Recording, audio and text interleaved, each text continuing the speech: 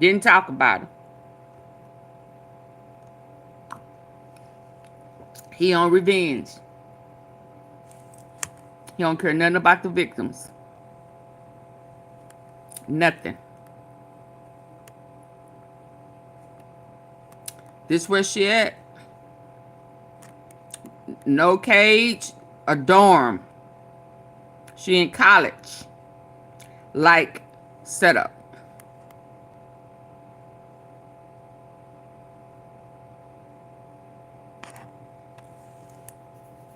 Wow. So let's get to the other half of this. Yeah, who did not have a good day today. Let's get to who got the losing end of the deal. The one who thought he was on top. Who he done fired. Yeah, hold on before we get there. We shared this breaking news with you just a short amount of time ago. We are hearing from President Trump as of right now. He put out this post on Truth Social. We're learning that President Trump called for the firing of the head of the agency that produces the monthly jobs figures after a report showed hiring slowed in July and was much weaker in May and June than previously reported. As you can see on your screen, this is a pretty lengthy post from the president. I do want to read it out to you in full. He says, I was just informed that our country's jobs numbers are being produced by a Biden appointee, Dr. Erica McIntyre, the Commissioner of Labor Statistics, who faked the jobs numbers before the election to try and boost Kamala's chances of victory.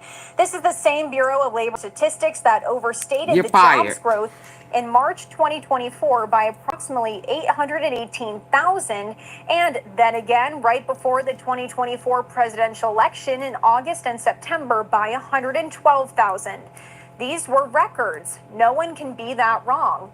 We need accurate jobs numbers. I have directed my team to fire this Biden political appointee immediately.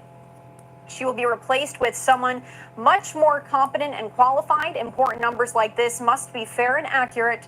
They can't be manipulated for political purposes. McIntyre said there were only 73,000 jobs added, a shock, but more importantly, that a major mistake was made by them. 258,000 jobs downward in the prior 2 months. Similar things happened in the first part of the year, always to the negative. The economy is booming under Trump, despite a Fed that also plays games, this time with interest rates, where they lowered them twice and substantially just before the presidential election, I assume in the hopes of getting Kamala elected. How did that work out? Jerome Too Late Powell should also be put out to pasture. Thank you for your attention to this matter. And we do have that photo there on your screen of McIntyre here. I did want to just share with you a little bit more about this right now. Friday's jobs report showed that 73,000 jobs were added last month and that 258,000 fewer jobs were created May and June than previously estimated. The Labor Department's closely watched employment report on Friday today also showed the unemployment rate rose to 4.2% last month as household employment declined. Labor market resilience has shored up the economy ahead headwinds from President Trump's trade and immigration policy. So again, just wanted to pop this up on your screen one last time here from President Trump. We will continue to follow this developing story.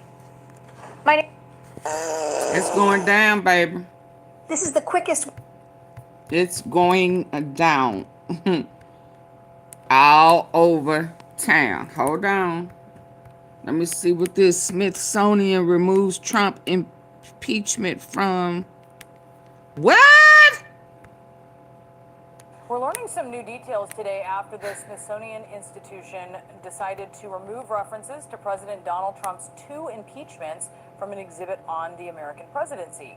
This is the National Museum of American History that we're talking about here in Washington, D.C. How y'all gonna erase history? They rewriting history, y'all. Removal from the exhibit. It still includes information about the impeachments of Presidents Andrew Johnson and Bill Clinton, and the impeachment process against President Richard Nixon, who resigned from office before he was formally impeached.